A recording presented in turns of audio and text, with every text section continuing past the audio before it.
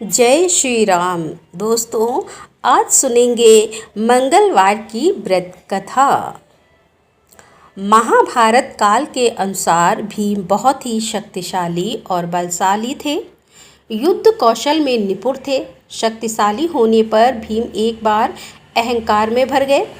इस अहंकार को दूर करने के लिए बजरंगबली हनुमान जी ने एक लीला रची। जब भीम को सच्चाई पता चली तब उन्हें अपनी गलती का एहसास हुआ और हनुमान जी से उन्होंने क्षमा मांगी।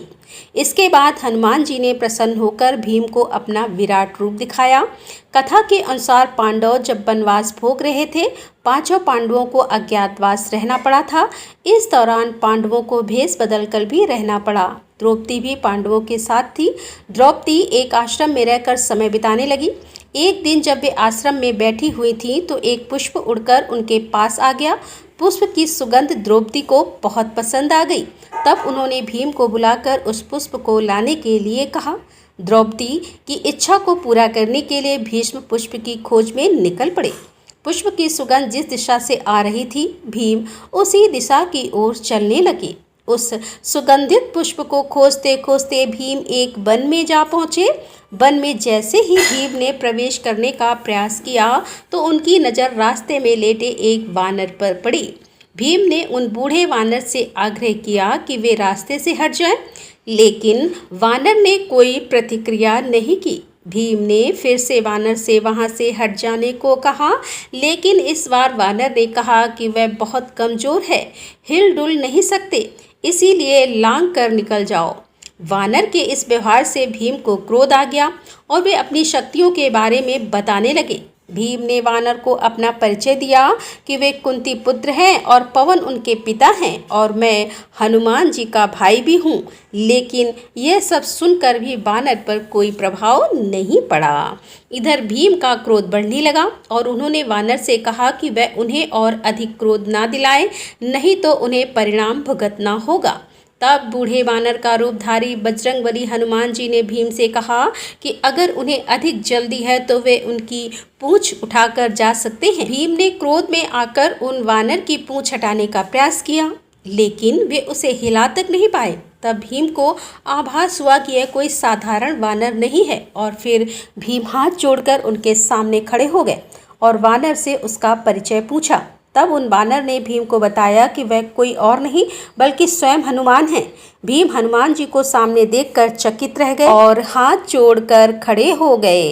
तब हनुमान जी ने भीम को बताया कि आगे विशेष वन है, यह रास्ता देवताओं का है और यह मनुष्यों के लिए सुरक्षित नहीं है, इसीलिए उन्हें तुम्हारी रक्षा के लिए आना पड़ा। भीम को हनुमान जी ने उस पुष्प के बारे में बताया कि वहाँ से वह पुष्प ले जा सकते हैं। पुष्प लेने के बाद हनुमान जी ने भीम से कहा कि अब तुम यहाँ से जा सकते हो। भीम ने हनुमान जी से आज्ञा लेने से पहले अपनी एक इच्छा भी रखी। भीम ने हनुमान जी को अपना विराट रूप दिखाने की इच्छा प्रकट की। तब भीम के कहने पर हनुमान जी ने विराट रूप धारण किया और उस विराट रूप के दर्शन करने के बाद भीम ने हनुमान जी का आशीर्वाद लिया। हनुमान जी ने भीम को गले से लगाया। हनुमान जी के गले लगाने से भीम की शक्ति और भी बढ़ गई। भीम ने हनुमान जी से आग्रह किया कि वह कौरवों के साथ होने वाले युद्ध में पांडवों का साथ दें, जिस पर हनुमान जी ने कहा कि जिस युग में मैं हूँ वह युग दूसरा था, उसमें मैंने श्री राम के लिए कई युद्ध किए थे।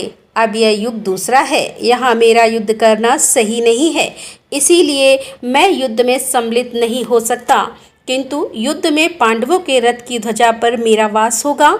इस प्रकार हनुमान जी महाभारत युद्ध में हमेशा श्री कृष्ण और अर्जुन के रथ की ध्वजा पर विराजित रहे और अर्जुन और पांडवों के रथ की रक्षा करते रहे। श्री ऋणमोचक मंगल स्रोत पाठ मंगल देव को समर्पित है। इस स्रोत के पाठ से कर्ज से मुक्ति मिलती है, आर्थिक समस्याएं दूर होती हैं। इस स्रोत में मंगल देव जी के सभी 21 नामों का वर्णन मिलता है। मंगल देव का संबंध हनुमान जी से है और हनुमान जी सभी प्रकार की समस्याओं से छुटकारा दिलाने वाले देवता माने जाते हैं।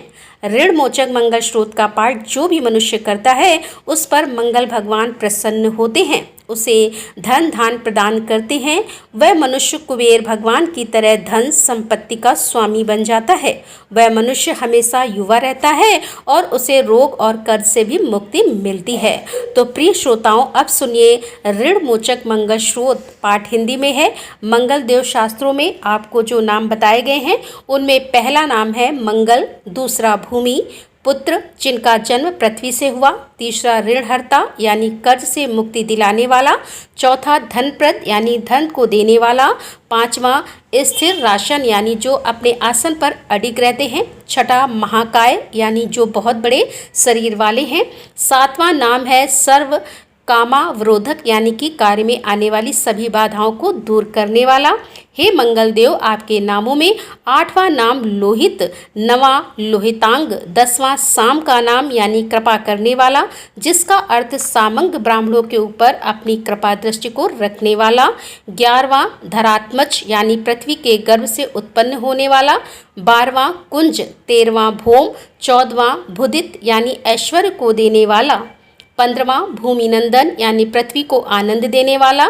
हे मंगल देव, आपके नामों में 16वां नाम अंगारक है, 17वां यम, 18वां सर्वोंग पारक अर्थात समस्त तरह की कठिनाइयों को दूर करने वाला, 19वां वृष्टिकर्ता अर्थात वृष्टि करने वाले यानी वर्षा कराने वाला, 20वां नाम है वृष्टिहर्ता अर्थात बारिश न होने के कारण अकाल लाने वाला, और 21वां नाम है सर्वकाम फलप्रदा अर्थात संपूर्ण कामनाओं का फल देने वाला है।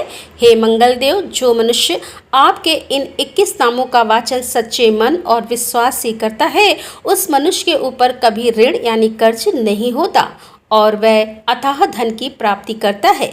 हे मंगल देव, आपकी उत्पत्ति पृथ्वी के गर्भ से हुई है। आपकी आभा आकाश में कड़कड़ाने वाली दामिनी अर्थात आकाश में चमकने वाली बिजली के समान है।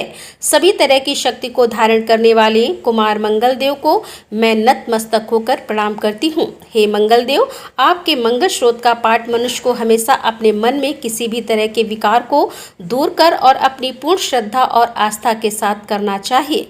जो भी मनुष्य इस मंगल स्रोत का पाठ करता है और दूसरों को सुनाता है, उसके सभी कष्ट दूर हो जाते हैं। अंगारक अर्थात अग्नि की ज्वाला से जलने वाले महाभाग अर्थात पूजनीय ऐश्वर्यशाली भक्तों के प्रति वात्सल्य यानी प्रेम रखने वाले आपको हम नतमस्तक होकर प्रणाम करते हैं। आप हमारे ऊपर किसी दूसरे से लिया हुआ उधार को पूर्ण करवाकर कर्ज को हमेशा के लिए दूर कर दीजिए। हे मंगल देव, मेरे ऊपर किसी दूसरे का कोई बकाया हो तो उसे समाप्त कर दीजिए। किसी भी तरह की व्याधि हो तो उसे भी दूर कीजिए। हे मंगल देव, मेरी गरीबी को दूर कर अकाल मृत्यु के भय को दूर कीजिए। मुझे किसी भी तरह का डर, क्लेश और मन में दुख हो तो उसे भी हमेशा के लिए दूर कर दीजिए। हे मंगल देव, आपको संतुष्ट करना बहुत ही कठिन है। आप तो मुश्किल से प्रसन्न होने वाले भगवान मंगल देव हैं। आप जब किसी पर भी अपनी कृपा की बारिश करते हैं तो उसे समस्त प्रकार के सुख समृद्धि प्रदान कर देते हैं। जब आप किसी पर नाराज होते हैं तो उसकी सार्वभौम सत्ता को भी तहस नहस कर डालते हैं। हे महाराज, आप जब भी किसी से नाराज होते हैं, अनुकृपा दृष्टि से उसे हीन कर देते हैं। आप अप्रसन्न होने पर ब्रह्मा जी, इंद्रदेव और श्री विष्णु जी के भी साम्राज्य संपत्ति को नष्ट कर देते हैं। फिर मेरे जैसे साधारण मनुष्य की तो बात ही क्या है। प्रभु, आप सबसे शक्तिशाली और सबसे बड़े राजा हैं। हे भगवान, मैं आपसे प्रार्थना करती हूँ कि आप मुझे संतान के रूप में पुत्र प्रदान करें। मैं आपके द्वार पर आई हूँ, आप मेरी मनोकामनाओं को पूर्ण करें। मेरे ऊपर किसी भी तरह से किसी दूसरे से उधार लिया हुआ धन ना रहे। मुझे कभी दूसरों के आगे हाथ फैलाना ना पड़े। मेरी गरीबी को दूर कीजिए और मेरे सभी तरह के कष्ट और कलेशों का नाश कीजिए। जो मेरे शत्रु बन चुके हैं, उनके डर से मुझे आप मुक्त कराइए। जो भी मनुष्य इन 12 श्लोकों वाले ऋण मोचक मंगल स्रोत में मंगल देव की वंदना करता है, उस मनुष्य पर मंगल भगवान प्रसन्न होकर उसे धन धान्य प्रदान करते हैं। वह मनुष्य कुबेर भगवान की तरह धन संपत्ति का स्वामी बन जाता है। वह मनुष्य हमेशा युवा रहता है। श्री ऋण मोचक मंगल स्रोत के उच्चारण मात्र से मनुष्य को किसी भी तरह के कर्ज से मुक्ति मिल जाती है। अगर कोई मनुष्य अपने जीवन काल में अपनी आवश्यकताओं कि अपनी कामनाओं की पूर्ति के लिए किसी दूसरे मनुष्य से कर्ज लिया होता है और किसी कारणवश कर्ज चुका पाने में असमर्थ हो जाता है तो उसे ऋण मोचक मंगल स्रोत का पाठ करना चाहिए। कर्ज में डूबे हुए मनुष्य इस ऋण मोचक मंगल स्रोत का जाप श्रद्धा और विश्वास के साथ नियमित रूप से करता है तो उसे कर्ज से मुक्ति मिलती है। ऋण मोचक मंगल स्रोत पाठ समाप्त। सभी मिलकर प्रेम से बोलिए मंगल देव की जय। बोल बजरंगबली भगवान की जय। जय श्री राम।